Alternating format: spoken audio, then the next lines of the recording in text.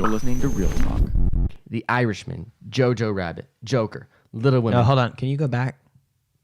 No, because I had someone tell me that the Joker thing was overdone. But it's for closure. Okay, all right. Ready? Yeah. Ford versus Ferrari. Can I ask who said that, No. please? Ford versus my dad.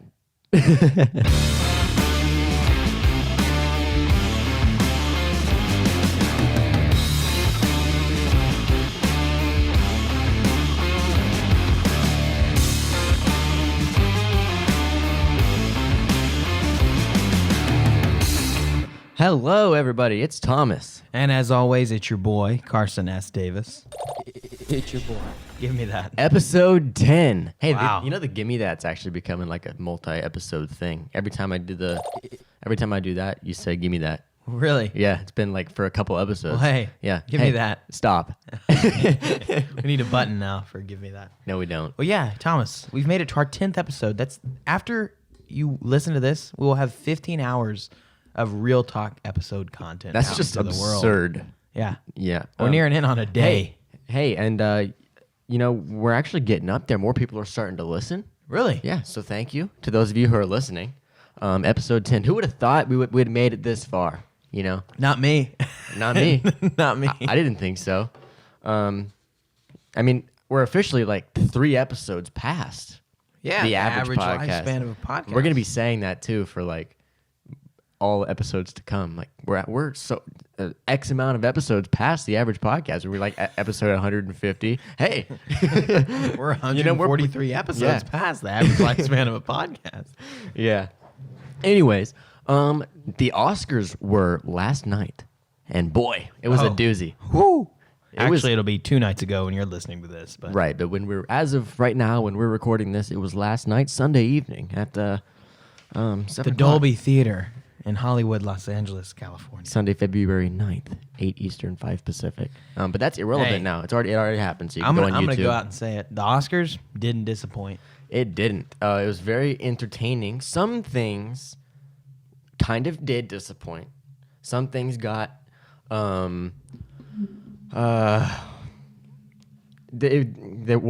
we found out right off the bat that they were not going off the book. Yeah, no. Yeah. Because we had made our predictions, a lot of them based off of a bunch of the other award shows, and they weren't going off of that. Oh no. We thought we were screwed. Yeah. At the beginning. And I thought I was gonna get like an easy like B or A in regard to like percentage. Yeah.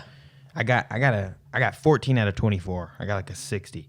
Oh, Or a 58, I think. that's a failure. Or 56. That's a fail. I don't do math. Yeah. What did you get, Thomas? You got 14. I got 14 out of I got 24. 15 because I came ahead. I pulled ahead in the directing category. Yeah, that's I got right, one that's right right. there that you didn't. But they did go by the book on the acting. Yeah, acting, that was pretty Set in stone. pretty You got predictable. Phoenix, However, Laura Dern, Brad Pitt. the stuff like all the Zellweger. shorts and the features, those had some surprises, and along with the design stuff, costumes, makeup, production design, those had some twists. And there was Parasite pulled a big upset against 1917 because statistically speaking, the favorite was 1917 to win. Yeah. That's who a lot of analysts thought was going to win. Well, that's who I guessed too, and I got that one wrong because obviously it went to Parasite, which was a great movie. Yeah, it was. Wasn't my favorite of the movies. Yeah. Wasn't my least favorite either. It was just I had predicted on my original ballot that Parasite was going to win, and I should have stuck to it, but I changed it due to the other award shows. Yeah. 1917, you know. Plus 1917, I mean, just blew me out of the water. I mean, Yeah, it was 1917 blew me away. yeah, but I mean, so did Parasite. that was though. a beautiful piece of cinema. Yeah. Well, So- they all were. They all were. Yeah. Why don't we just take it category by category, and we'll discuss along the way some of our favorite moments from the Oscars. Hey, Thomas, let's get into it. We can start with shorts. How about that? Let's start with something more interesting. How about that? Let's start with supporting actor. Okay. Supporting actor. Who did you guess? I had put Brad Pitt. I had also put Brad Pitt, and he won. Yes. He had a little political quip in there at the beginning.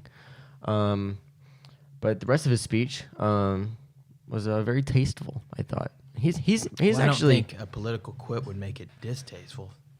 No. That's not what I mean. I just mean it was related to the award and the the movie. You know, he did have a good quote at the end because he was talking about how that was a great quote. how he got to where he is. You know, Yeah. you know how the journey and everything. Yeah. And then he said, "Once upon a time in Hollywood, ain't that the truth?" Yeah. which is really cool. It's funny looking around the audience too because you got Tarantino there and he's watching. He looks like a proud dad. Yeah. QT. Yeah. Also, if you notice, Joe Pesci just hasn't shown up to anything. Yeah, he's such a boss because here's why. You know, he was retired for like 10 years or something. Mm-hmm. And Marty Scorsese and Bob De Niro, because, you know, I now co-anchor a film podcast, so I can call them by Marty and Bob. Yeah. It gives you the credentials. Yeah. They had to like beg him to come and do this role that he wouldn't do it. Beg. Finally, he relented. To do the He's like, Irishman? all right, I'll do it. Yeah, for the Irishman. And he just doesn't care about these awards. In the early 90s. Did he go to any of the shows? No. Not a It's single always one. been a picture of him up there. He just doesn't go. Wow. Yeah, in the early 90s, he won for Best Supporting at the Oscars for Goodfellas. Mm-hmm. He walks up to the podium, puts his hands on the podium, just kind of looks down at his feet, looks like he's really emotional, like about to cry, just looks up, he goes, "Hey, my pleasure, thanks," walks away. That's boss. Well, I didn't know about that till last night, but I've always like kind of being a filmmaker. You think, what would I do in that situation? Yeah. You know, should I ever be lucky enough to be in that situation?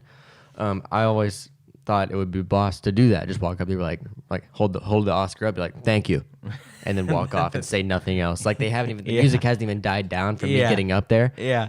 And they just I leave. Because that's an alpha move, but I didn't know Joe Pesci had done that until he told me that last night. Yeah, and he wasn't even the shortest speech. The shortest speech ever was Alfred Hitchcock when he won his Lifetime Achievement Award. He just goes, "Thanks." Yeah.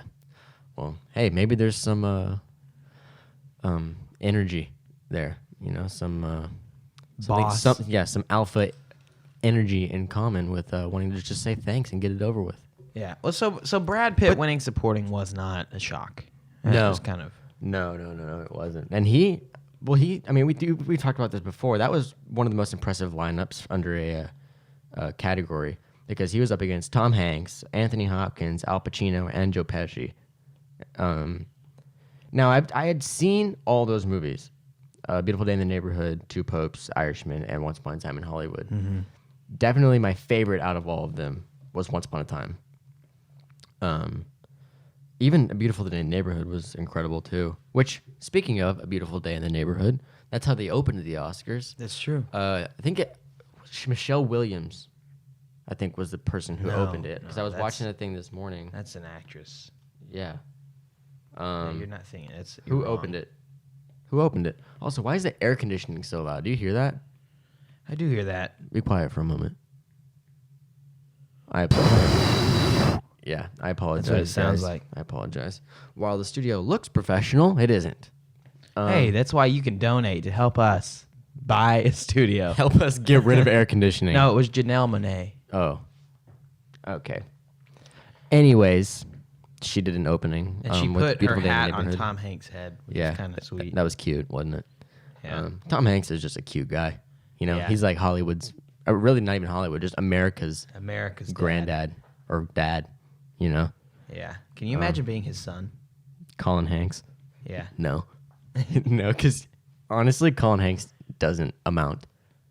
You know, you can't. You would have some massive shoes to fill. Yeah. Jesus. Well, and Colin Hanks, honestly, isn't filling those shoes. You know, he does B-list things. You know, no one. Well, he's a really good person. Yeah, I mean, I'm not saying I that. can't. I think he's filling his shoes, but Really. yeah. I'm just saying, acting wise, he hasn't done. I mean, because he's at the age probably that, or older, that Hanks was at when he did Forrest Gump and a bunch of his older stuff. Oh, really? Yeah. So I mean, have any movies like that come around starring Colin Hanks? No. Well, I mean, No. Name one. Name a Colin Hanks film. he was in Orange County, King Okay. Kong. All right. Anyways, let's move on. He was in Jumanji. Let's do supporting actress. Laura Dern won, and She was a beast. That's what we both guessed. We were pretty confident in that.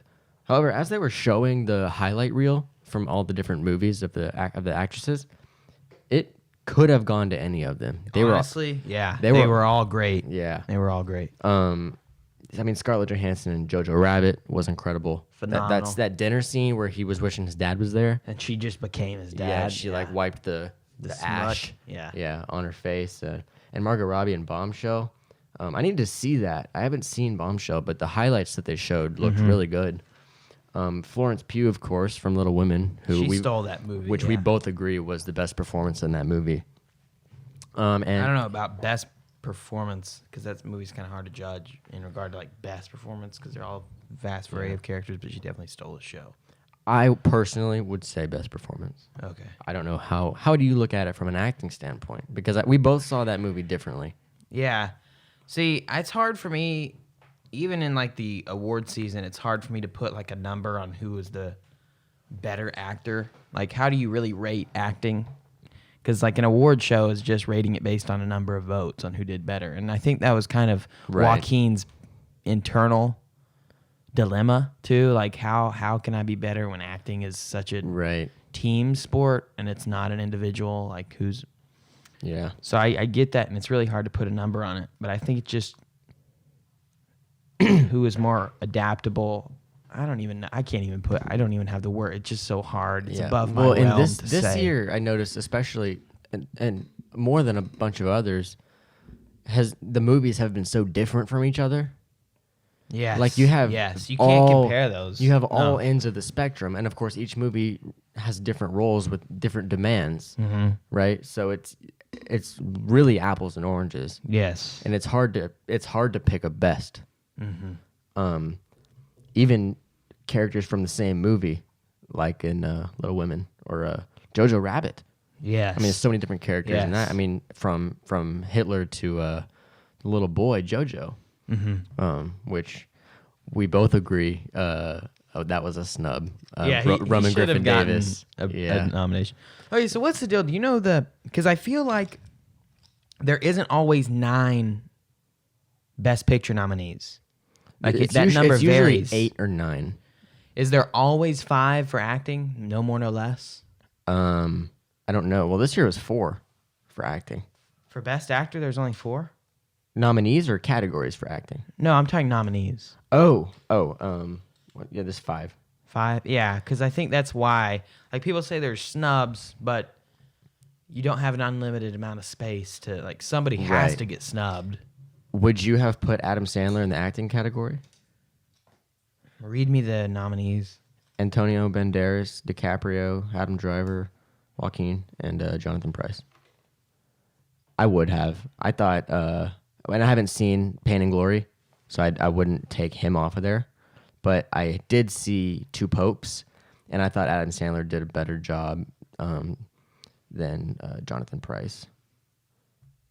Personally, now that is another one that's really hard to compare because you can't those roles compare a pope to a jewelry dealer. Yeah, I mean, those rules couldn't be. I mean, the rules, roles. Those roles couldn't be any more different. But just going off of the demand and who had to bring more to it, I think it was Adam Sandler. It was a higher demand for the role, but it is hard to say. You know, I mean, I'm sure that movie was looked at, by the Academy. Yeah, I'm sure. And had 1 or 2 of these not made it on there, I'm sure it was right at the top of the list. I agree with that. Yeah. So, nothing against Uncut Gems by me or the Academy. I don't think. It was just that there were other ones that they thought were better. Yeah, that's how it works. You know, you can't hold it against them. Because I mean, this is just 5 movies out of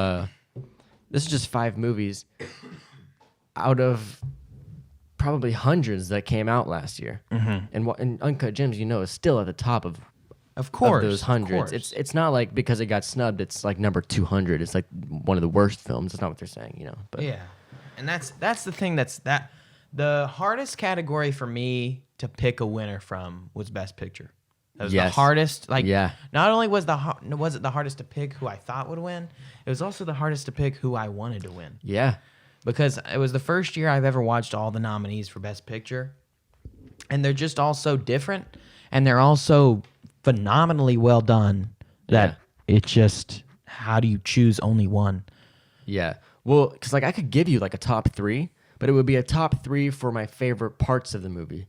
Like it'd be a top 3 movies for favorite acting, or it'd be a top 3 for entertainment value, or it'd be a top 3 for production value, like how well it was made type of thing. Exactly. You know? And then there's like, I could probably give you an overall top 3, but I couldn't give it to you in an order. No. Like I could not tell you what my number 1 favorite movie on this was. Okay. So that was supporting actress. Yes. Now let's talk about actor. Obviously, and we all saw this coming, Joaquin Phoenix.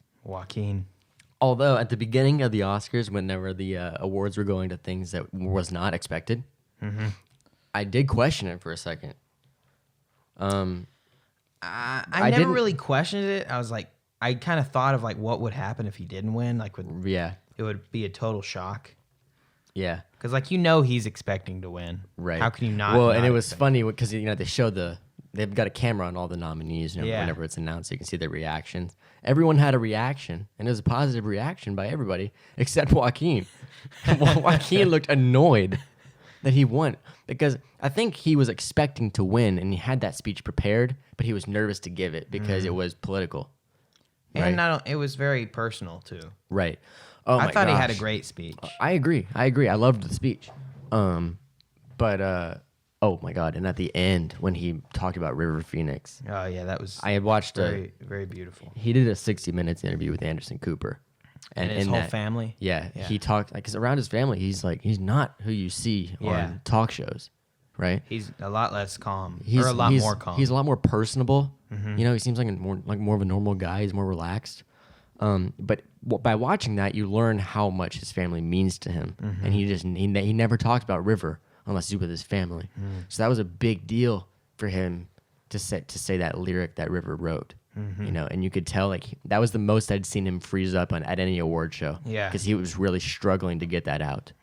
You could tell he meant a lot to him. And River is the one who got him in film, because River. Yeah, it was. River was he was the in first Stand one. By Me. Yeah. And River explained to him like how fun acting is, and that you get to become these people, and really what it was. And then, I mean, we wouldn't have Joaquin if it wasn't for River. And that was really cool of Joaquin to give a nod to him in the speech. Really brave. It was, yeah. It was and it was a good paying homage to his brother. But yeah, that was not expected. No. And what I found interesting about that interview with Anderson Cooper was how River Phoenix came back home after shooting a movie he did when he was like a kid, and he said, "Joaquin, you got to get into this because you're going to be better than I am." Yeah, he told him that before he even knew him. Yeah, and they both said, "Have you seen Raging Bull?" I've seen parts of it. It's on I need to watch. I'm trying to watch more classic movies. That's a classic De Niro Scorsese. But he said there's this scene in that movie where De Niro is looking at kind of the love interest through like this wire gate, and he kind of like just touches her pinky as like a goodbye, and it's just like a really cool like how they did it in the cinema. And Joaquin said that was him and his brother's favorite. Like that's what made them love movies. That pinky touch. Just that how that little interaction was such a monster of a. Yeah. I can't think of the word because it's like an influence. Yeah, or exactly. Inspiration.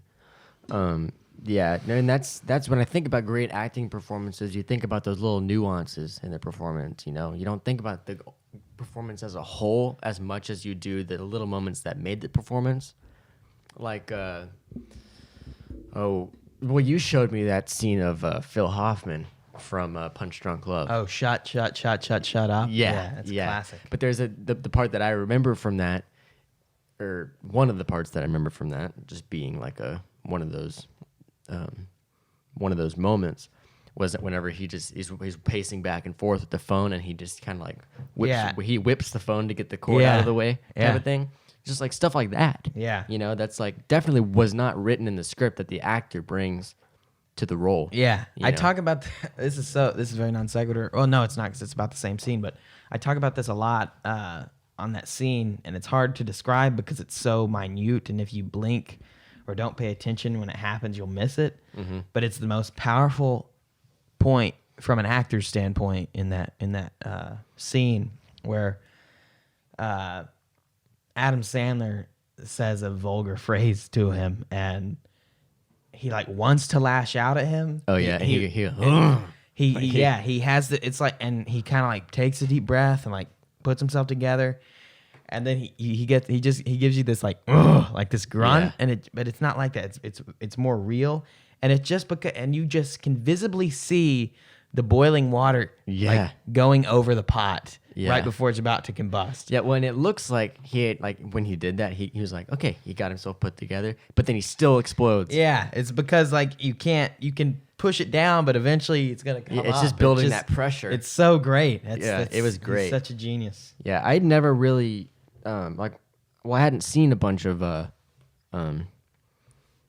why is his name escaping me? I just said it. Phil Hoffman. Yeah.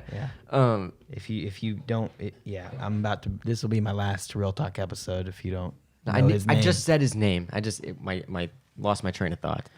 But anyways, I hadn't seen a lot of his movies prior to us kind of talking about him, right? But since you've pointed him out, now I can appreciate his genius. And speaking of, when you watch Real Talk Shorts later this week, you're gonna see me wearing my Philip Seymour Hoffman T-shirt. So stay tuned. It'll be out Friday. Yeah. It's a doozy. It's a beaut, is what it is. Hey, Thomas, look right on the shirt right here. Look. Oh, there's the scene. There's the Punch Drunk Love scene. Here we go. He's holding the phone. Yeah, give me that. All right. Hey, well that's acting for you. Yeah, that is acting. Best actor. And let's just for the sake of beautiful transition, Philip Seymour Hoffman and the current Best Actor recipient Joaquin Phoenix were in a movie together in 2012 titled The Masters, directed by P.T. Anderson. That's a great cast and director. So it's a wonderful picture. Yeah. Hey, go watch it. Yeah, you should. Is it on Netflix? I don't know. Yeah, it is. Yeah, it is. Best actress. This one we kind of all saw coming. Yeah, Thomas and I got 4 out of 4 on the acting categories. Yeah. This one went to Renee Zellweger. For her performance as Judy Garland. Yes, yeah. Which was a great movie. Yes, it was. Yeah. But she was nominated alongside Cynthia Erivo, Scarlett Johansson, Saoirse Ronan, and Charlize Theron. So I saw I believe it's an Amazon or a Hulu miniseries. I could be wrong, so don't hold me accountable for that one. But Cynthia Erivo is going to play Aretha Franklin. Yeah. And that looks phenomenal. I think that was Amazon. Amazon? Okay, yeah, it looks amazing. Yeah. It looks great. I want to see it. Yeah. All right, well, let's get out of the acting category. Let's go to something else. How about that? Yeah, let's get in some technical stuff. Let's go to design. How about that? Let's do it. Let's start with costume design. Went to Little Women, which was no shock. That's what I put. Yeah, but nominated alongside The Irishman, Jojo Rabbit, Joker, and Once Upon a Time in Hollywood. I mean, I knew when I saw Little Women that it was going to win. Mm-hmm. I mean, and plus, period pieces are very favored for that costume. Yeah, the Academy has a taste for period. Well, it's just harder to get your hands on because most of the stuff has to be, I'm assuming, custom made. Yeah. Whereas like a movie set in the 90s is more of like a scavenger to find. Because I mean, whenever they announced that they were going to be doing this category, like up next, right? We both kind of looked at each other and we're like, we both voted Little Women, but we were like, wow, this could really go to any of them, except in my opinion, The Irishman, because they're just wearing suits. Really? I would disagree in the fact that these suits are changing over time. So there has to be a continuity, and like what was like a big lapel in that era, was a shorter lapel.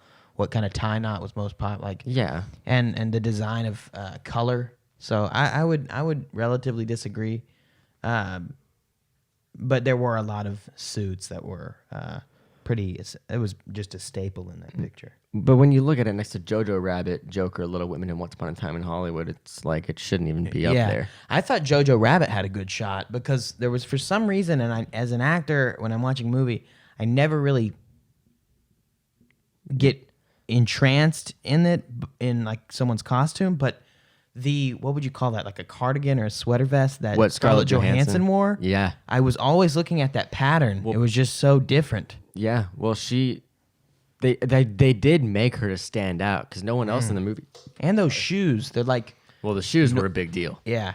The shoes were a big deal. I'm not going to go into that because we're not going to spoil anything this episode because we've been spoiling movies for the past 3 episodes. Yeah, exactly. But the shoes were a very big deal and masterfully directed by Taika Waititi. Beautifully directed. Yeah, oh, my God. Yeah. Hey, if you want to know what we're talking about, go listen to last week's Real Talk Short. That would be episode 9.5. 9.5, ladies and gentlemen. But yeah, that's costume design. Lots of great nominees. Thoroughly enjoyed it. You know, I'm happy with who won. Thought it was great costumes all around. Makeup and hairstyling. Who did you guess for this? Makeup and hairstyling. Let me find it on my ballot here. I put 1917. Yeah. And it went to Bombshell? Yeah, it went to Bombshell. So I got that one right. Which, you might be wondering, I didn't pick Bombshell when we edited our ballots, but I made one more revision. Yeah, Thomas and I made some last-minute revisions before the Oscars began. I had changed mine from Judy to Bombshell, and I'm glad that I did. Yeah, because you got that point. I got that point. But this one could have easily went to any of them, honestly. That one I kind of had to guess, and because I'll say this, it's hard because it's probably more your forte, but for me, it's hard for me to distinct what was visual effects and what was makeup. Yeah, because makeup is so good nowadays, and so is visual effects. Like right. When he was sick, in 1917, this is spoiler alert, but when the plane, yes, thank you, Thomas. When the plane crashes and the enemy fighter pilot stabs him in 1917, yeah, he becomes really pale. And you had said something as if that was visual effects, and some people thought it was makeup. And it's like, how do you, as just an amateur watching that movie, it's just hard. It was hard for me to tell who it's hard, gets the credit for that. It's hard for me to tell too. My first instinct when I was watching the movie was that it was makeup, right? But then after rewatching it a second time, it happened so quickly. Like, I don't think the makeup team could have gotten in there that fast and applied that makeup. Yeah. So I think it had to have been visual effects. But it was very good either way because we both noticed how white he was, how pale he went because he was losing all that blood. Yeah. Hey, totally non sequitur in regard to makeup and hairstyling. But I just got to say this. I've watched the Oscars every year for the past probably 5 years because I've only been that old enough to care. Yeah. But this is one of the best production designs of the Oscars I've ever seen. They did have a good design going on this Great show. design. Like when they film editing came up, it was like it was like Premiere. Yeah. And then like when screenplay came up, screenwriting. it was like final. Yeah. Yeah, it showed the text on the screen. And then they do that every year. It's just that the graphics were exactly. They were good graphics this year. Yeah. Congratulations to the graphic designer for the Academy.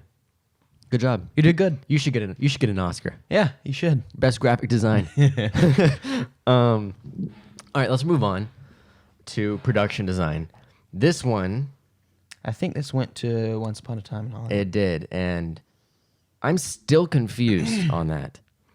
Now, that was my number 2 pick, and I'm kicking myself for not picking it. The only one on here, which I thought shouldn't have gotten production design, was Parasite. Just because it was really just a house at the end of the day, you know, the fancy house. But then there was also the underground home, and that was good. Yeah, that was good. But it didn't win.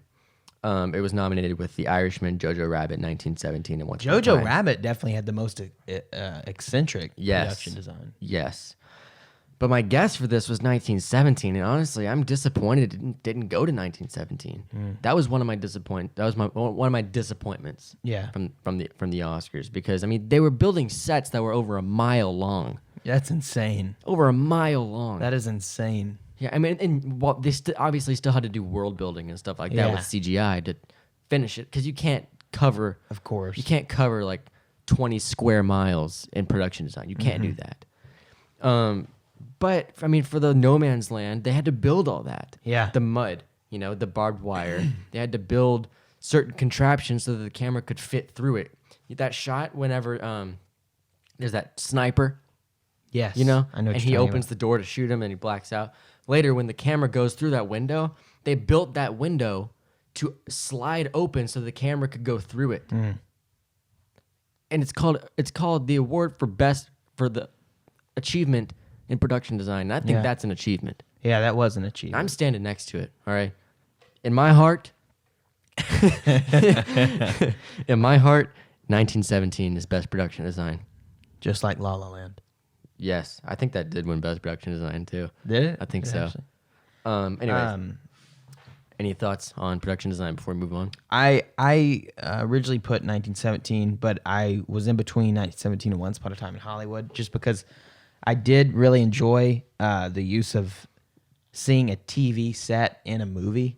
Yeah, and I thought that was very well done. that was yeah. And it was like, I guess, but part of it was because it was in the 60s, but you could tell that it was blatantly a costume, if that makes sense. Like when he was playing the Western guy, and you saw a scene of the TV show in the movie. Like it's not them recording a scene, it was the actual scene. Yeah. You could tell that was a costume. It wasn't like they weren't trying to make it look real. Right. They wanted the audience to be able to differentiate. And I thought they did a good job at that. Well, and just in general, building that world, hiding the future is what they call it.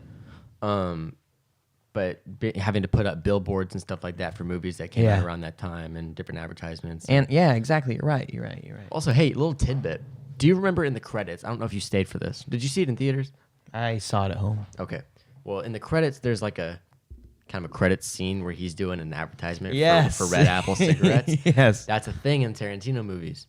Red Apple cigarettes make a cameo in every movie. Really? Yeah. I did not know that. I think it's every movie since Pulp Fiction.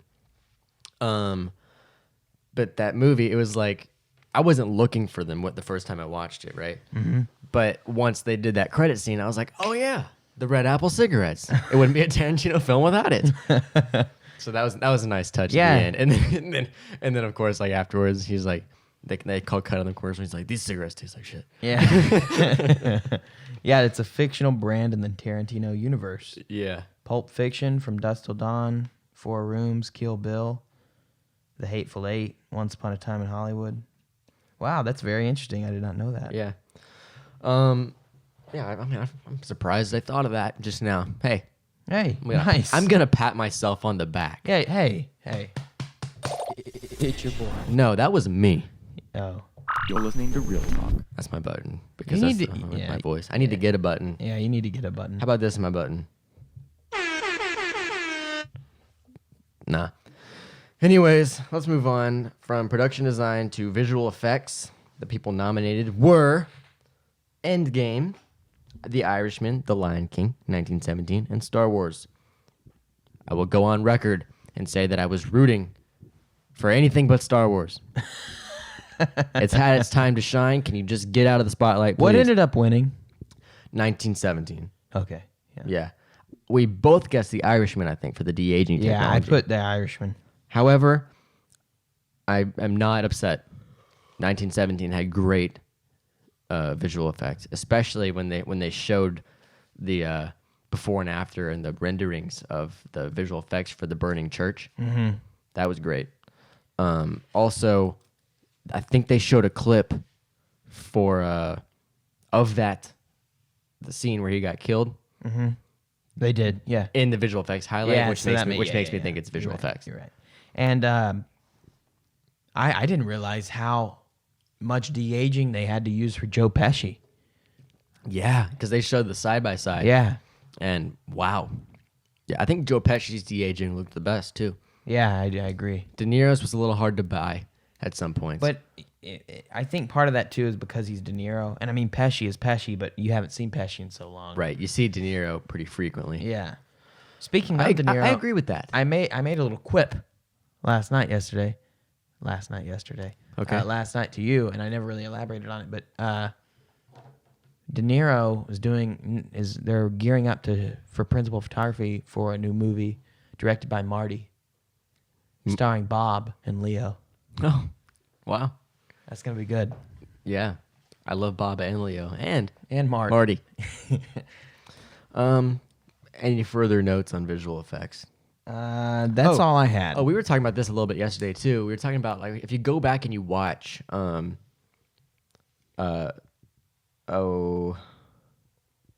if Pixar. you watch Toy Story Yeah. again, it's not the animation isn't as great as you remember it being. Yeah. It's still great animation. It's just Well, it was revolutionary for its time, but we've gotten so Of course, advanced it's now that aged. yeah. where now even animation can look real, Mm-hmm. right? Hence visual effects. But we were talking about the hair on the dog in Toy Story 1. How when you go back and look at it, you can't really tell individual hairs. It almost looks like the dog is plastic. However, now when you look at hair in Toy Story 4, it's incredible. I mean, the animation in general, the reflections on the plastic skin of the toys, is different. It's just it feels more like these are real toys in a real world.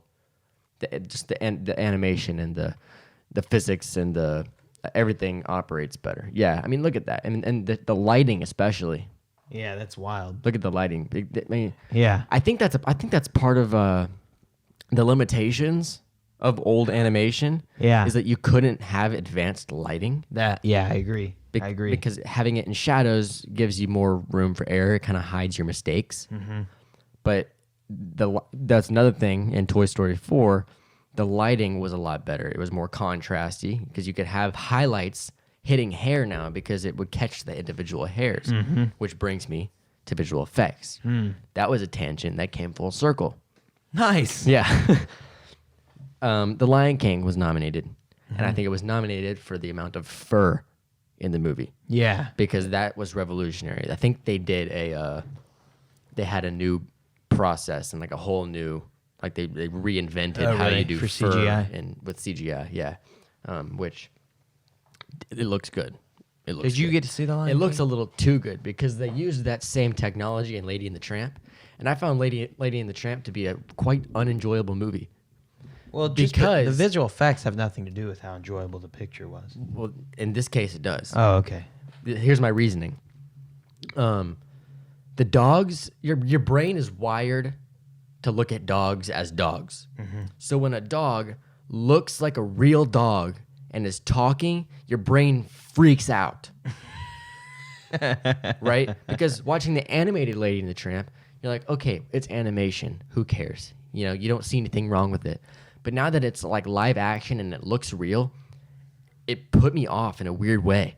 Like the entire movie, I felt uncomfortable watching it because I was like, "This is really weird. These dogs are actually talking." Yeah. There was a movie in the 80s that I used to like when I was little.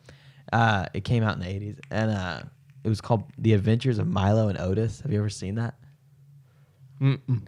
Well, it's funny because it was about a cat and a dog and other like farm animals. But they use a real dog and a real cat, and they just filmed them like walking places, and their voices are just two people's voiceover.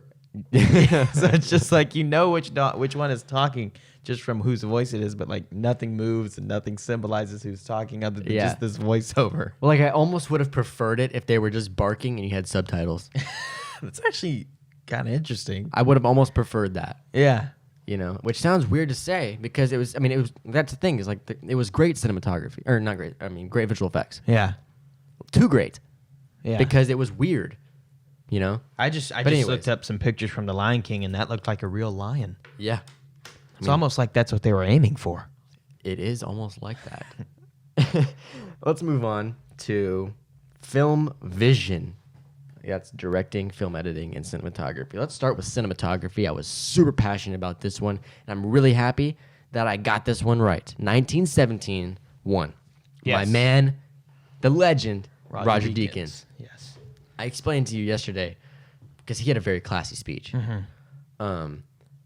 He gave shout out to the grips, the camera operators, and that has to have been a very demanding film for those people. I heard in a Deacon's interview that they dressed up grips, camera operators. Oh, you told me about this. Yes. That they dressed them up, the grips for camera support, because there's rigging and then there's camera. Camera is the more hands-on, actual camera lenses, stuff like that. Then there's rigging, which comes more of like the jibs, and when you make those big things that stick to cars for that kind of, that's rigging. So that's more grip. They had grips in costume for that sweeping tracking shot, right, of him running alongside the trench. They had grips dressed up in costumes so that whenever they hooked the camera onto the crane, and then the crane was connected to a truck, and then when the truck drove away to get the wide shot that they used for the trailer where the 1917 titles come in, they could disappear into the background. That's so genius. It is. Oh my God! I would have loved to be a grip on that set, because I've gripped like more times than I know. Yeah. Okay. Never have I heard of anything like that happening. Yeah. That sounds so fun. That puts them so much more in the movie. Yeah. Literally and figuratively. Like when the crew is dressed up. Yeah. Right? That's insane. That just sounds so fun. The whole filmmaking process is a blast. Even the annoying parts. Yeah. Like when you get yelled at by an AD. Even that's fun, because I'm here we are assuming you're making... speaking from experience there, Thomas. Yes. Yeah. Yeah. No, if you're an AD listening to this, I don't get yelled at often. It was my friend who yelled at me. I was friends with the AD. Please hire me still. Anyways. Yeah. Hey. All right. Hey. Oh, It wasn't. sorry. It I thought you wanted me to laugh there. No. I'll give you a cue and I want you to laugh. Okay. Directing. Okay. Just tell me when you want me to laugh. Okay. The Irishman was nominated, Joker, 1917, Once Upon a Time in Hollywood, and Parasite. And of course, hey, let's talk about this guy. Bong Joon Ho. Director Bong. He won for Parasite, best directing. Hey, he's a beast. Hey, and well deserved. Yeah. That's one of the first things I noticed when I watched that movie when it finished. Just how great the directing was.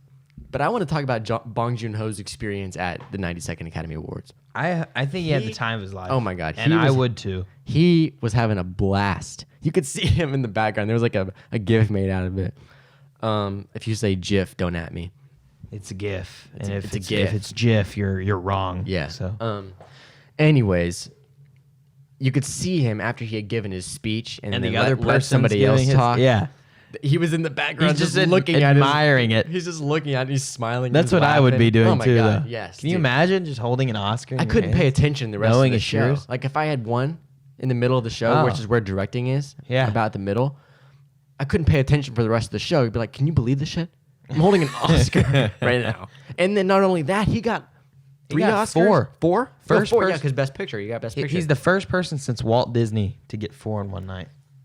And man, he said he's like, when he got Best Picture, he was Yeah. like, I thought I was done. When I thought I when could got- relax. Yeah. After I got 2 or something. No. It was for directing, Yeah. because the other ones that came before that were Screenplay and then something else. oh shoot, I don't remember. I'm looking over it right now, but I can't. It's Thomas, all here's jumbled. something. We were talking about this last night. You know how you were telling me, or I was telling you, I don't remember, how they mail the Oscar with the engraving to you? Yeah, It's actually false now. Apparently, I think it's been changed. they engrave it there. They engrave it at the governor's ball, which is the Yeah. official Oscars after party. Yeah, And then you get it right there. yeah, I saw that. But no, what I said to you is I thought they had to buy it. Oh, yeah. Do they? I'm going to look that Yeah, up. look that up, because I heard that. If so, I want somewhere. to see how much it is. Yeah, but it's like if you do have to buy it, it's like why wouldn't you? Oh, You know? well, I mean, you'd have to buy it. Yeah. Someone's like, hey, Mr. Milder, your Oscar? Oh, yes, that'll be $4,000. I'll give you 10. Yeah. No, thanks. I don't think I want it that bad. It's like, oof, I'm a little strapped I'm for a little- change yeah. right now. If you're at the Oscars, you're not going paycheck to paycheck. Here's an interesting little tidbit of information. since the Academy doesn't know the Academy does not know the exact number of Oscars it will give out each night because there's a million different combinations because one award could be given to 3 different people if it was like for makeup. Right. One it could just be given to so they don't know how many. So they calculate for the most amount that could be made. Yeah. And then that's how many they demand to make. Right. And if they don't give them all out, they go into the Academy's vault and are used next year. Oh, wow. I wonder how many they have down there in their vault.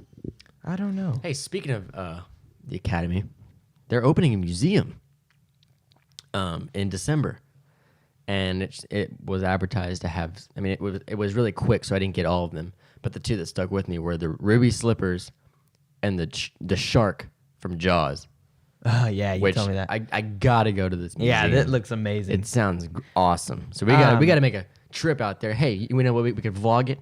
Yeah, we'll just take a little it. road trip. Yeah. Hey. So I can't for that. find if the actors have to buy them, but it does say that a winner cannot sell their Oscar without first offering to sell it back to the Academy for $1, which makes every Oscar technically worth $1.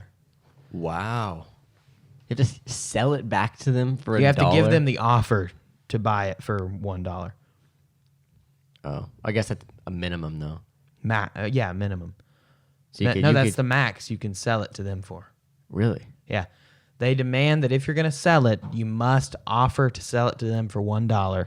And if for some odd reason they would say no, you can sell it for whatever you want to buy. Sell it. Jesus. But they What would do never you say think? no. You think they sign a contract or something when they get it? It's probably just a Or stipulation. like a receipt or Yeah. something? Yeah, I don't probably. know. I'm curious how all that behind the scenes stuff works for the show. Anyways, hey, let's move on. Yeah, let's move on. Hey, Thomas, can we move on? Yes. Okay. Film editing. This was a tough one to pick. It was. I guess Jojo Rabbit, and I was confident in that. Yeah. No, I think my original guess before I had seen Jojo Rabbit was Ford versus Ferrari. I should have stuck to that. Yeah, that was mine too, I think. I should have stuck to that. Yeah, it was mine. Because it won. Rightfully so. It had good editing. But the reason I picked Jojo Rabbit was because, I mean, the first minute I noticed the editing. You know, when it had the Super 8 kind of feel to it, only at certain points, and then it had the tiling of the different shots mixed in with like Hitler speeches and Jojo himself, you know, actual footage from the movie and stuff. I just thought, I mean, that was great. Yes. Now, I foolishly guessed Jojo Rabbit. I don't think you were foolish to choose it. I think but- I was just, it was a naive choice because it was the most eccentric editing. Yeah, you're right. The best editing goes unnoticed. True. That's very true. So I think that was a naive choice. However, it was still nominated, still great editing. Of course. It was just in the heat of the moment, I got excited about the editing and I picked it. What did you pick for film editing? I originally picked Ford versus Ferrari, and I think your argument changed me to put JoJo. Yeah. All right. Well, how about we go over to writing? That's a good category because I'm not upset with who won, but I was really wanting to get a Quentin Tarantino speech. After the Golden Globes, where he said, "I would love to thank someone, but really, there's no one to thank because I did it. I did it. I wrote it. I wrote it. Yeah. So, I was really hoping for something like that. I mean, we didn't get anything from Tarantino last night. No, other than director Bong saying that he loves him, which was Yeah, sweet. that was nice. I love Bong. I love that they called him Director Bong. Yeah, I think that's so sweet. He seems like a wholesome man. he did. I mean, he was so excited to be there. You know. Yeah, because he is representing a whole country, and he said that. Yeah. which yeah. is just phenomenal. I felt proud of him. Yeah. You know, because I could see myself in him just having never been to the Oscars before, just like a newbie, just like that. I feel like that's what I would be like if I was at the Oscars. You know, just all giddy and excited to be there. Even if I was there as press, sitting on like the back row, a seat filler. That'd Yeah. be amazing. But anyways, let's talk about adapted screenplay. The award went to Jojo Rabbit, but The Irishman, Joker, Little Women, and Two Popes were also nominated. And I had guessed that it would go to Little Women. because that was a different approach to the book. It was told kind of non-chronologically. I think I ended up choosing last minute for Taika Waititi. For adapted. Yeah. Yeah, you got adapted screenplay, and I did not. But original screenplay, this is the one where QT, Quentin Tarantino, was nominated, but he was nominated alongside Knives Out, Marriage Story, 1917, and Parasite, and the award ultimately went to Parasite. Yep. And well-deserved, I have to say. However, I thought the script for Once Upon a Time in Hollywood Was pretty personally phenomenal. was great, but they're great for different reasons. One of them was That's why it's hard to pick only one. Right. One of them was great because it was funny and witty, and just the dialogue was sporadic and quick, and The other one was great just for its cultural impact, and just the way, even through subtitles, it resonates with an audience. Absolutely. What did you think about original screenplay? I think the Quentin Tarantino's Once Upon a Time in Hollywood, I thought every line of that was either perfectly placed or hilarious. Yeah. It's like you said, like that, just the fact, like that ending scene where Sharon Tate's over the intercom and Yes. she says, "Is everything okay?" And he's like, "Well, the hippies aren't, Yeah. but I'm just a little shook up." That's all. Like, Yeah. Quentin Tarantino, like to think that someone like came up with that perfect, like very impactful dialogue, but very nonchalant wording. And the same thing happened so with, genius. with Brad Pitt. Whenever he comes in and he's like, "I'm the devil and I've come to kill you," or something like that, and he's like, "Nah, it was dumber than that." Nah, it's dumber than that. And you were on a horsey. I remember you saying you were rooting for the one you were rooting for the script that had horsey in it. Horsey in it, yeah. Because that's just, I mean, so. But here's why I think Parasite won, and it's rightfully deserved. Because I think Parasite was able to transcend subtitles in a way that a movie hasn't been able to do before. I'm not saying that others haven't, but just it revolutionized it. Mm-hmm. And I hope that the credit that Parasite received this year, I hope that it allows for more great pictures to come out of movies that aren't English. I'm telling you this right now. Bong Joon Ho will be back. Oh, he's got to be. If he's not back, He'll be back. He better be back. I need more of him. If for no other reason, say he was a bad director, but he was there anyways, for no other reason than that he just gave praise to everyone in the room. Like when you gave Martin Scorsese that acknowledgement The for the standing for the O, quote. that was so sweet. Yeah. Although I had mixed feelings about the standing ovation.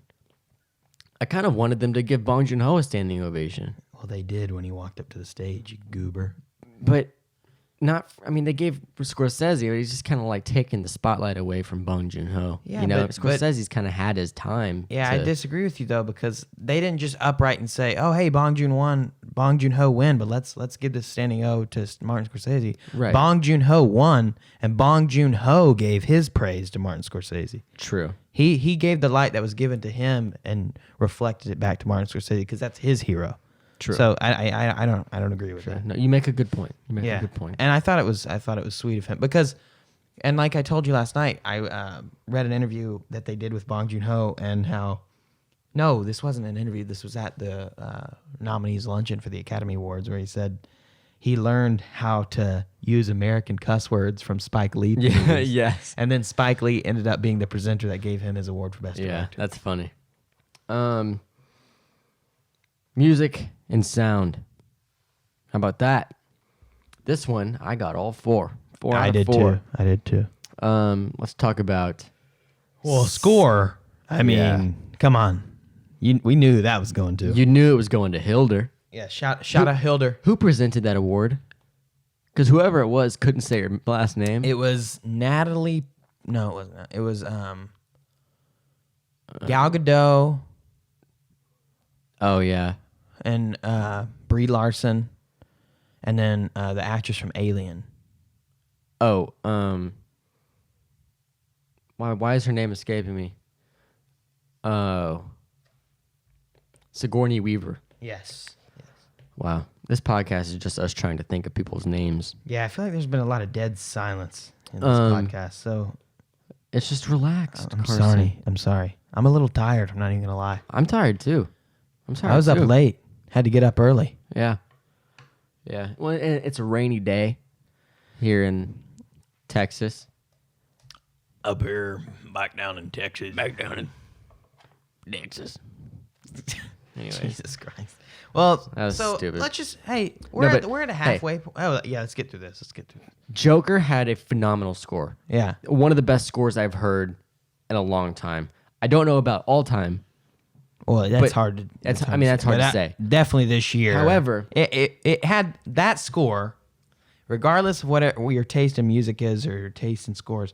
That score had the most profound impact on its motion picture. yes. Than any of the others Well, in regard to the actor's performance. and they approached it a different way because usually the score doesn't have the opportunity to do that for other Exactly. movies. But they had clips of this score prior to principal photography. Do you think So that it will influenced- impact the use of scores moving forward? It could.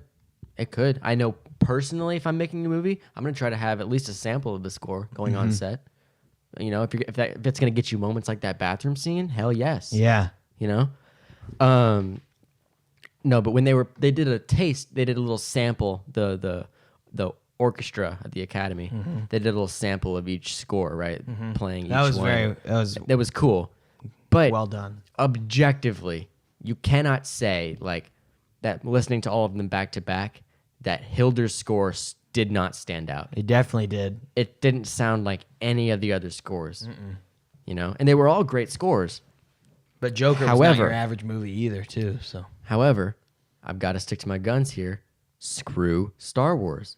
I love the scene. I mean, I love the score, but we've heard it for 30 years, 40 years. We've heard it.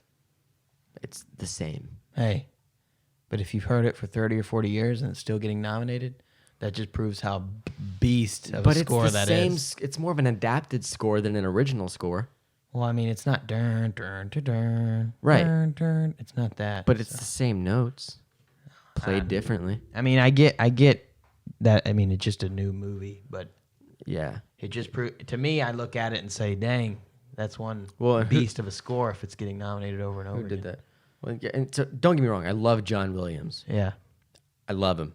I love him so much. I did a speech on him in my speech class at SCAD. Hey, proud of you, guy. Yeah, I got an A for that. I got an A for that. Just want to point that out. So Hey, Thomas, we're at a little over a midway point. What if we just have a little non sequitur, like just a little candid conversation, and then we'll go back to the Oscars. Okay. Just get people more entertained. what do you want to talk about? I feel like we're lagging. Yeah, I agree. What do you want to talk about? Oh, hey, hold on. I want to make one more point about Hilder's score. Okay, you may go. You may go ahead. I'm going to allow you to do that. Every once in a blue moon, I watch a movie where the score just hits me different. Okay? Let me list off some of those movies. I know one right now. I know two right now that you're about to say. Interstellar, That was one. The Theory of Everything, That was two. First Man. Actually, I think three. That wasn't the third, though. First Man. Let's see. Whiplash? Whiplash had a good score, but it wasn't one of my favorites. Oh, okay. Well, those are the ones that stand out to me. Which is funny because I kind of see a little. I don't know. It's not.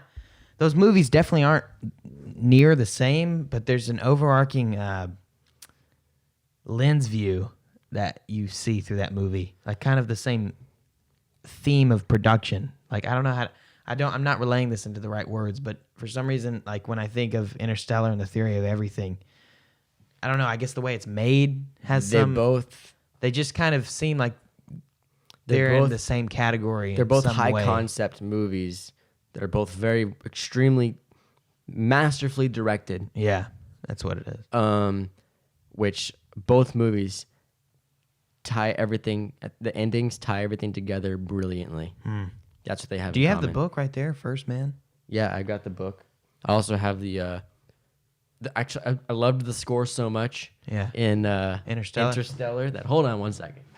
They can't see it, Thomas, though. I know. I just gotta get it because you're gonna appreciate this. I bought the record for the I was going to buy the record for Joker's score, and I'm kind of kicking myself that I didn't. I'm gonna do that. Yeah. But anyways, I also have the Whiplash one. Oh, really? Contrary to what I just said. Anyways, look at this. Look at the art. Yeah, beautiful this. Cover art on this. Oh, wow. Yeah, the full spread. Yeah, that's pretty gas. It's that scene where they're on that water planet and they get stuck because there's Hey, tsunamis. they took the L on that one. Yeah, they did. It's just Oh, beautiful. yeah. It's 2 discs, and on the disc, hold on, it has little engravings. No, it doesn't. To Yeah. look like stars. Well, no, that's just dust. Oh. Well, then, Thomas, what were you going to say? I don't know why that's on there, to be honest with you. What are the engravings then, Thomas? This one, let me. Thomas is now... This one says, I gotta find the right. Mankind's next step, flip, will be our greatest. I got to see this in person, Thomas. Okay, and then on the other disc, it says, where is it? It says, the end of the earth will not be the end of us. That's profound, is it not? That is pretty gas. Yeah. I'm in love with this. I don't listen to it. You need to listen to this more often, Yeah. Thomas. Oh. And you know how at the end of the movie he communicates with Murph via Morse code? Yeah. With the watch? Because he's her, the watch? her ghost. The way that it identifies side A and side B and C and D Oh, that's awesome. is with Morse code. That's awesome, yeah. So this is C and D, and then the other one is A and B. That's awesome, yeah. So there's a bunch of little Easter eggs. Yeah, I like when stuff is made like that. Yeah. When it's just some thought put into it. Yeah. Yes. Anyways, hey, I like a nice thought. candid section. Yeah, let's just... What do you want to talk about? Thomas, to be honest with you, I have no clue. Yeah. I just gave you an idea and didn't have anything to put behind it, so Yeah. Well, thank you for that. I made my bed, now I'm going to lay in it. Yeah. Thanks for that. Hey, how about this? Recently, so have you seen the movie Tag? This is a good thing to talk about. Have you seen the movie Tag? I have seen the movie Tag. It's got Ed Helms in it. Yes. So hanging out with my buddy Sean the other day. You know what that movie is? What? It's an airplane movie. Definitely is an airplane movie. Good movie, like funny movie. Yeah, but but something that you're gonna watch on an airplane that Yeah. you wouldn't necessarily make time for. yeah, Otherwise. exactly. Anyways, this wasn't based off of this. It just kind of happened to overlap with that movie. But I'm hanging out with my friend Sean the other day, and we were like, "What if we played a little like game of like kind of like Assassins?" Which is a game at the high school where we're from. Yeah, it's actually a popular game. It's not just Rockwall. It's played on college campuses and stuff. really? Yeah. But it's a game like Assassins mixed with Tag, where basically the rules of the game. Here, actually, I could pull this up. We made a list of rules. But basically, the idea is that to tag someone, you have to shoot them with a Nerf gun. Okay. Okay. Excuse me. Bless you. Yeah, I was waiting for it. You gotta shoot them with a Nerf gun. When you tag someone, they owe you $5 if you shoot them. Now, if you melee them with like a foam sword or like a Nerf melee weapon, Melee. yes, that's the term for it. It's just so specific. That's the term. No, just you want to hear specificity. Wait. Bless me. Yeah, bless you. Wait until you see the rule list. Okay. I'm excited to see this rule list. I'm just logging into my Gmail account right now. Let's see. Type. And while Thomas is getting that done, shoot. I just wanted to remind you that Real Talk is brought to you by you. Pause for station identification. I just wanted to remind you that Real Talk is brought to you by you. You can donate as little as 99 cents per month or as high as $10 a month, in which case we'll get a little extra kickback. Be like my friend. Hey, guess what? Sean Denny? Sean Denny. Sean Denny? That's my friend who's playing tag. Sean with me. Denny? Yeah, and he Yes. donated $10 a month. So if Sean can, You can. Yeah. You can too. Anyways, here's the list of rules, okay? Rules of the game. Tag. Okay, in case you never played. I've never played tag. When tagged, I'm going to read this how we worded it because we wanted to word it in like old English just to be head ass. When tagged, one owes the tagger $5. Okay. And that's by getting shot with a Nerf gun, okay? Thou shalt not be tagged whilst present at thy place of work, okay? Can't get tagged while you're working. Yeah. Don't want to get anyone fired. No. This is for fun. Thou shalt not be tagged at predetermined appointments with fellow players, okay? So if I like said- Sean was with us at the Oscars. yeah, he last watched night. the Oscars with us last night, but since we said, we arranged for him to come, he can't tag me there, okay? Okay. The use of hitmen or third-party assassins is prohibited. Okay, so I can't be like, hey, Sean, or hey, Carson, go shoot Sean. He's right here, right now. Yeah. An unsuccessful tag or a successful tag will be done with no more than a single bullet. Okay. So you can only shoot once. If you miss, it counts as a failed attempt. Okay. Okay. An unsuccessful tag shall result in a tagging suspension for that specific target for 6 hours. Okay. So if I tried to shoot you and I missed, I can't tag you for 6 hours. Okay, so I'm free for 6 hours. You're safe. yeah. Okay. All means of hunting and tracking other players are permitted. Are Okay? permitted. Permitted. Okay. Which means there's no rules against how you find the person. You can stalk them as creepy as you want. Okay. Any toy dart / ball gun is permitted, so you can use it like Nerf Rival series Okay. too. Yeah. Oh, I love the rival series. It's the one that shoots the balls. Yeah. Yeah. Such an idiot. The use of foam melee weapons is permitted. And if one is tagged by melee, Melee. the count or the where did I go? I just lost my spot. Thomas. If the use of foam melee weapons is permitted, and if one is tagged by melee, the taggee owes $10 to their tagger. Oh. So if I hit you with a sword, it's Yeah. $10 because it's harder to get that close and sneak up on them. Yeah. You know? I should also mention that this is just going on into the foreseeable future. Like we have no end to this game. It's just Okay. as long as we want. So there's no like urgency to it. So you got to be on a high alert at all Yeah. times. You know, I showed up to pick you up today, and I was strapped. I had a gun in the seat. A Nerf gun, not a real gun. I had a Nerf gun in the Nerf seat, gun. and I had a Nerf gun in my pocket. One was bigger than the car one is bigger. Yeah. You know, And the pocket's the just a pocket little one one shot. is just so I can stay strapped. strapped. Yeah. Jesus.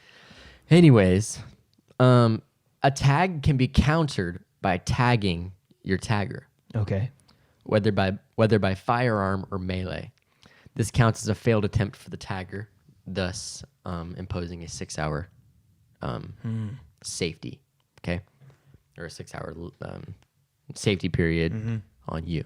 So if you were trying to tag me, and I caught you trying to tag me, and I shot you first, it's a failed attempt for you. I'm safe for 6 hours. I get it. Okay. Same for melee, Okay. right? Once a target is Now, tagged, I have a question. yeah. I have a question. What? Thomas, I have a question. So, Answer. when you say a successful attempt with a Nerf gun would just be one bullet. One shot and you hit me. Now, with a melee, do you only get one swing? Yes. Okay. Yeah. You get one swing. You hit. Or you You're don't? good. You miss. Sucks. All right. Once a target is tagged, they cannot tag their tagger for 12 hours. Okay. So if I tag you, I'm good for 12 hours. You can't tag me back. No tag backs for 12 hours. For 12 hours only. If a new target is tagged during the 12-hour period, then that safe period ends early. Okay. Yeah, right? So if I tag you and you go tag Sean, Then that's over. then my period's over. Yeah. Okay, he could tag me. If multiple players live in the same building, it's a safe zone for those players. What do you deem as multiple? Multiple players Yeah. Multiple players live in one player. What is that? Two? live in one building. So like my friend Leo and Gage, they're playing. They live in the same dorm.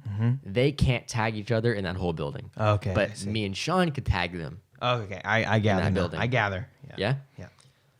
The last rule, final rule, the most important rule, don't be Is this stupid. The first rule of Flight Club? Don't be stupid.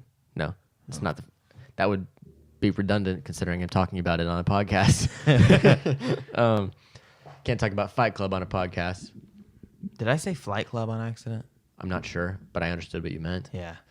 That's a shoe store. But anyways, that's the game. We've been playing it for 3 days now. Now let me tag you. Let me tell you about my first tag. You were about to say, let me tag you. I did.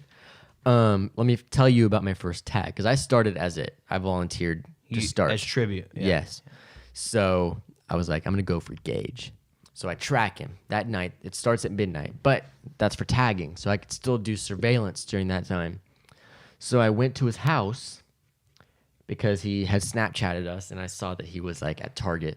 So I went to his house, parked down the street, facing the other way, and I was watching his house through my rearview mirrors. Okay. Waited till he got home. He ran inside. His lights were still on. He came back out. I think his girlfriend was in the car with him. Okay. So then he pulled around. I'm like laying down in my seat flat, so he can't see me as he drives by when his headlights hit me. Then I follow him. He goes to his girlfriend's house. Okay, so I knew he was there. And I was like, what if he's trying to trick me? He's gonna sleep there tonight. So then I went home for a little bit, and then when I took my girlfriend home, I went by there to make sure his truck wasn't there. It wasn't. Went by his house, make sure he was there, so that in the morning when I tried to go get him, I didn't go to the wrong house. That he was trying to like play me. Yeah. Morning time comes. So you're going ham on this game. Yes. Yeah. You have no idea. Are you working harder than anybody else? It's hard to say. Yeah, because no one It's else hard knows. to say. Yeah. Although Sean did tell me he went to the extent to look up his parents in white pages. So we're being a little creepy about it.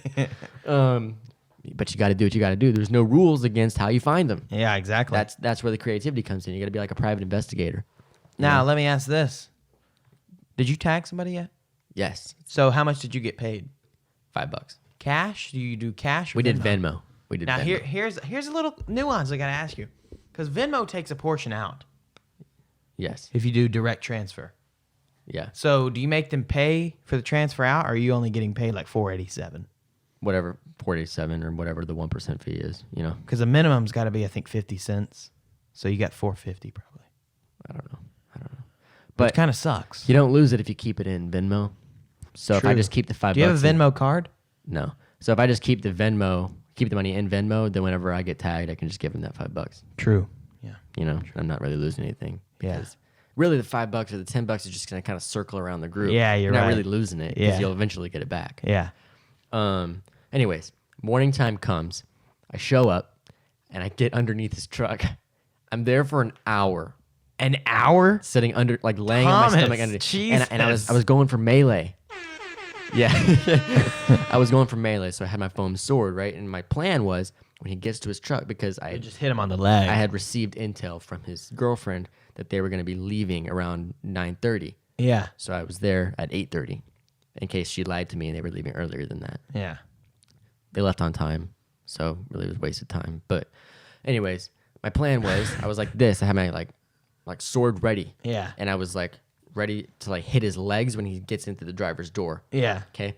Problem is, he was paranoid. This was like within the first 12 hours of us playing this game. Yeah. And he looked underneath his car from inside the house. Oh. And he saw part of my shoe. Bruh. So he came out and he was like, I see you, Thomas. I was like, shit. And I just tried to pretend Yeah. like he didn't. Yeah. And then the problem was, I'm wearing a loud jacket. I'm wearing like that slicky jacket type of thing because it was cold. yeah. It was cold. That's an so L. I dressed up for the elements. So I didn't want to move to get my gun. So then he ended up just going really wide around his car where I couldn't get him. Yeah. I couldn't reach for the gun or else he'd hear me. And he just shot me. So that was a failed attempt. But then now, Oh, he shot you. yes, that was a counter. Counter. Then I went to go get Sean. Sean's at Target. What does Okay. that mean? Oh, I get what He's you're at Target. Oh, he's at Target. Yes, Okay. the store. Okay. You know, it's kind of like Walmart's competitor. Oh, does it have like the red and white bullseye? Yeah. It's like got a Target for the logo. Yeah. I've seen those before. Anyways, his brother texts me that he's at Target. Okay, so I'm texting with his brother, Yeah. and I didn't know what car he drove, so he told me. Found his car in the parking lot, parked a little ways down, got to his car, and I was gonna wait like outside the car, but I know he's strapped. Like I know he's ready to counter. Yeah. Okay, so I text him, unlock your car. And he unlocks it from inside Target. And I didn't know if it was gonna work or not. Because of the range. Distance, yeah. It worked. I get in the back seat of the car. Okay, and I know he's not driving. It's not his car. Yeah. And he had some like laundry back there, so I put it on top of me to like blend in. Yeah. It looked like a pile of laundry. Had it planned out. He got in the car. He's talking about how I don't know what car that his brother drives, and that how I'm not going to be able to get him. As he says that, I sit on the back seat. Bam! Shoot him. I shoot him in the side of the head. Scares the piss out of him. So funny. That's So classic. funny. That's classic. I felt like Dexter. Like I felt like a mastermind assassin, even though like Michael I was let Steele. into the car. If I was really an assassin, I would have broken into the car, you know, and then like put a wire around his neck and choked him. But you can't do that. That's against the rules. That's a bit dark. Wires aren't permitted. But yes, this is going on. I'm not it right now. Sean's it. I'm paranoid.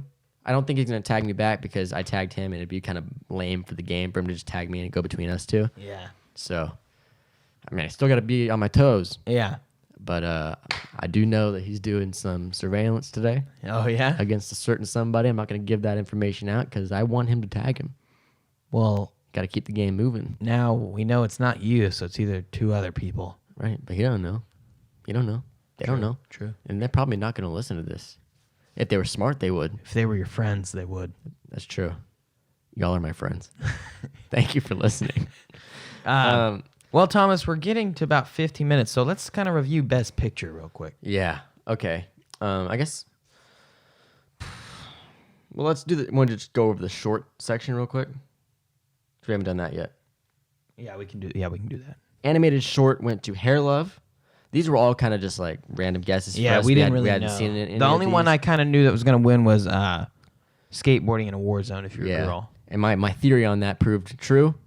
Long that titles? long titles always win, and it won. So that was documentary short subject. It won at the BAFTAs, though. And then live action short went to The Neighbor's Window. I had guessed Sister. So the only one I got right in the short section was documentary short. And NEFTA Football Club, I think, won something. Or did it not? No. It lost. It lost to The Neighbor's Window. Okay.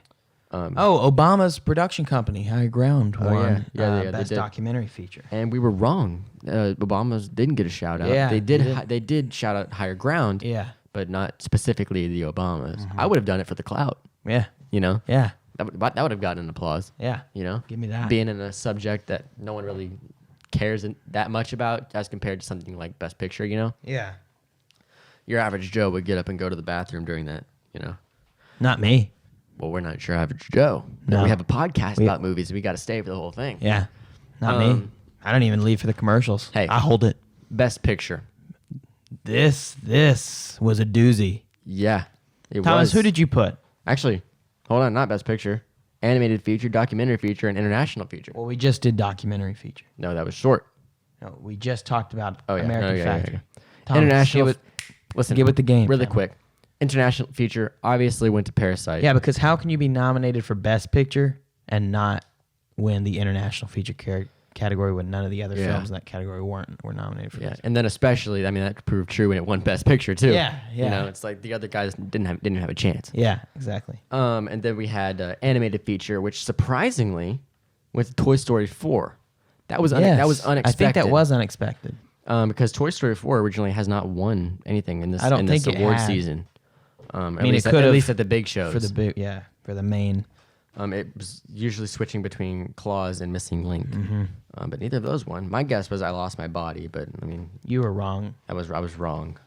I believe you guessed.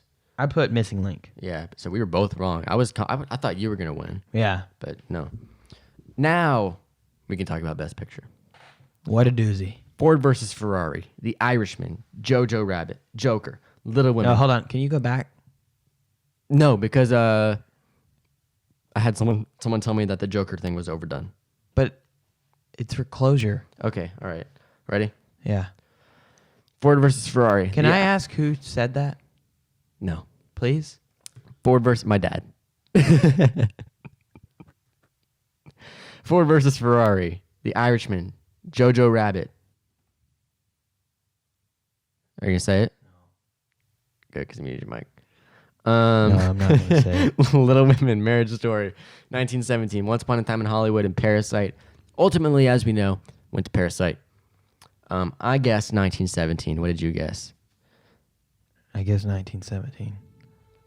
So we both lost that one. That was actually a surprise that it went to Parasite. Yeah. Carson's looking sad right now. That's why this music is playing. Do it one last time. Get it out of your system. No, I don't want to. Come on. Well, guess what? We still have 10 minutes of this podcast left. I need you here for it. Okay, I'll come back. All right. Thanks. Do you hear that echo? That means the $50 I spent on this foam is doing nothing. Okay. Yeah, it went to Parasite, and that was Bong Joon Ho's 4th Oscar in the evening. Yeah, it was kind of a light flex. It was. It was. First film from South Korea to win Best Picture. First non-English. Yeah, first film. non-English film. Some records broken there. Yeah. Yeah. It's pretty gas. Which is pretty cool. Now, I was a bit unexpected. I had originally guessed Parasite, and then I changed it to 1917 to go with the status quo of the other award shows. That proved to be a foolish mistake. Because the SAG Awards had the same acting winners as the Oscars, and SAG Awards doesn't do a Best Picture; they do Best Ensemble Performance. But Parasite won. yeah, and they posted a picture. The SAG Awards posted a picture of that and said, "Oscars, we concur." Yeah, Funny. Funny. You can laugh now. Stop. Thank you. All right. Clearly, I'm the host. Really? I don't know. It seems that way. I think you're like the black and white, and I'm the color. I'm the composition Yeah. and the directing. I'm the little doodle you put on the left of the corner of your notes.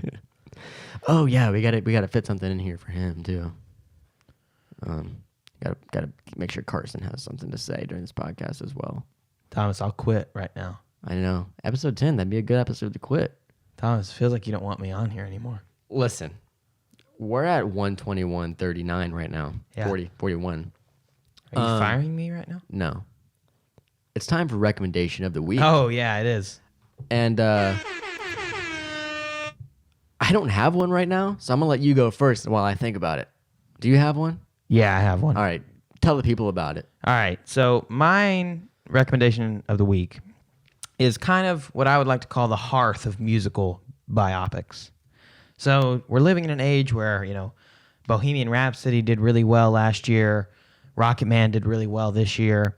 Some would argue that Taron got snubbed Some would argue for an that, Oscar nomination. But my recommendation of the week is one of an earlier musical biopic that came out in the early 2000s. I believe it was 2004. I could be stood corrected. I don't know. Okay. But We'll it find out. stars Jamie Foxx. He went on to win Best Actor for this performance Jamie Foxx is incredible. as Ray Charles in Ray. We talked And about he this did last night. phenomenal. He was so good. You couldn't even tell the difference between Ray Charles and Jamie Foxx as Ray. That movie in general is beautiful in how it's done because you see kind of this rise of Ray Charles, who came essentially from nothing, and then kind of this slight tragic fall, but I mean he's able to regain his composure. Yeah. But I thought it was a beautiful movie. As I said, Jamie Foxx stars in the movie. I believe Taylor Hackford directed it. Kerry Washington's in it. Regina King's in it. Clifton Powell's in it. It's overall just an amazing, amazing movie. I totally recommend it, and it's one of my personal favorites. I got to check that one out. You've been raving about it the past couple of days. Oh yeah. All right, I got mine. I got it. And I mentioned it earlier in this episode. I want to recommend First Man. Oh, nice. Yeah. As I said earlier, one of the best scores I've heard in a long time. Mm-hmm. It's up there. It's up there with Hilder. Mm-hmm. But anyways, that's just one of the many reasons I'm recommending this film. Directed by one of my favorite working directors in Hollywood right now, Damien Chazelle. Everything he's done has been a banger. Whiplash, La La Land, First Man. Yeah, wow. All of them. What's he working on now? I am not sure. I would love to know. Would you Google that for me? I'm going to right now. Thank you, Carson. Starring Ryan Gosling playing the late Neil Armstrong, the incredible first man on the moon. Of course, hence the title. It's the story of Neil Armstrong. It's a biopic about Neil Armstrong. I have. So it's not just actually hardly any of the movie. I mean, there's some of the movie, but most of the movie is not about them. It's not about Apollo 11 going to the moon. It's about the missions prior to that and the mistakes they made along the way to get to the point where they could put a man on the moon. And it's great. I mean, in the first 10 minutes, you're crying. It's that good. What came out first? La La Land? La La Land. What was the most recent? First Man. Okay. 2018. Okay. Incredible. Just an incredible film. It says here his upcoming movie is scheduled for Christmas 2021, and it is called Babylon, and it stars Emma Stone and Brad Pitt. Oh, wow. Emma Stone was in La La Land. Oh, yes. Yeah, so she's worked with Damien before. We're on a first name basis, me and Damien. Chazelle. me and Marty. Chazelle, that is. Yeah. But anyways, yeah, guys, I would highly, highly, highly recommend this. Of course, the score, Neil Armstrong's, Ryan Gosling does an incredible job in this, and he's really an underrated actor. I feel like I feel bad for the guy sometimes because he's overlooked. His talent is overlooked because he's really just good. a pretty face, you know? He was in that movie, The Place Beyond the Pines. Yeah. Phenomenal Yeah. picture. Hey, another one that he's in that I love, Blue Valentine. It's something it's kind of like the OG Marriage Story almost. Yeah, you should watch that one. It's darker than Marriage Story. Oh, really? Yeah, but still a beautiful film. Along with First Man, of course, is beautiful. Wasn't he in The Big Short? Yes, yeah, he was. But yeah, guys, That was the last movie he's been in. First Man. Yeah. But yeah, just basically biopic. Neil Armstrong stars Ryan Gosling, directed by the amazing, incredibly talented Damien Chazelle. You got to check it out. I watched this movie 5 times. Within probably a month of seeing it. Wow. Yeah, Like you did Joker. yeah. It's like every now and then a movie comes along where I got to study it. Yeah. You know, it's like I love this. It's amazing, but why? And so I got to break it down. And I bought the movie on iTunes. And it came with the director's commentary.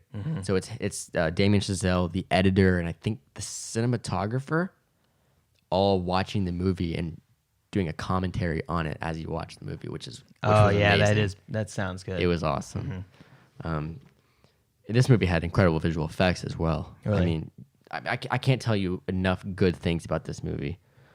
Although I'm looking at it now on Google. And it says that only 83% of people like this movie.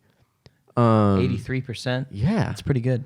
But that means 17% of people, right, Yeah, that's correct. are idiots. I would have thought that number would be higher. Interesting. But hey, guess what? 83% of people are smart, intelligent Yeah. human beings. Hey, that's the majority. Yeah. Although, is it? Is it? Yeah, I mean, over 51% is actually the number that would classify it as the majority. No. I mean, are the majority of humans intelligent? I think that's That's podcast debatable. is for episode 11. That's debatable. Yeah. Hey, in episode 11, I was thinking we take a couple of our favorite acting performances of all time. Yeah. Watch them, study them, react to them, break them down So stay tuned for that. from a director standpoint and an acting standpoint. Yes. All right, guys. That brings us to the end And of I must episode say, 10. I must say, it's been a pleasure to do this little award season 4 podcast now for you. I Yes. really enjoyed it. But now we're moving beyond award season to more creative, more fun. Not more fun than award season, but more in addition to Yes. fun, creative podcasts. It's going to bring an immense fervor to the podcast. Yes, it's going to shake it up a little bit. But guys, listen up. If you're not already, which you're probably not unless you're Sean listening to this, you got to become a supporter on Anchor. You'll get a shout out on our Instagram, Twitter, Facebook if you want to. Probably won't do much. You'll get a shout out on the podcast in a Real Talk Shorts episode. So you'll be in a video. Yes. You want shout outs, you got to become a supporter. You don't even have to be like Sean who does $10 a month. You could do 99 cents. You should be like Sean because Yeah. he's awesome. You don't have to though, but you should. You can do 99 cents a month. Head over to anchor.fm on our Real Talk page, become a supporter, and be our favorite audience member. Oh yes. Be sure, if you want to get a shout out, if you want to see other shout outs and just more incredible content, head over to Instagram and Twitter. That's Real Talk, REELTOK _ podcast. Yes. But Facebook is Real TOK podcast. no _ Yes. Head over to YouTube. Be sure to subscribe there. That's where we post all of our videos. Oh yes. Real Talk Shorts you can watch there, even full episodes, and some additional bonus content. Guys, that just about brings us to the end of episode 10. It's been a real pleasure this time, guys. We'll see you in episode 11. And just to close out the Oscars season, before I say goodbye, Joker!